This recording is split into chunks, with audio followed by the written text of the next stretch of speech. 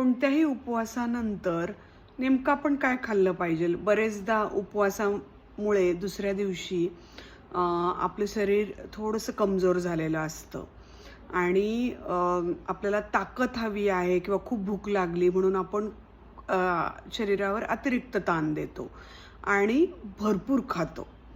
भरपूर नाश्ता, भरपूर दुपारचं जेवण. पण या सगळ्यामुळे आदल्या दिवशीचा जो उपवास घडलेला असतो, त्यामुळे दुसऱ्या दिवशी आपलं शरीर जे असतं ते थोडंसं त्याचं पचनशक्ती क्षीण झालेली असते, म्हणजे कमी झालेली असते.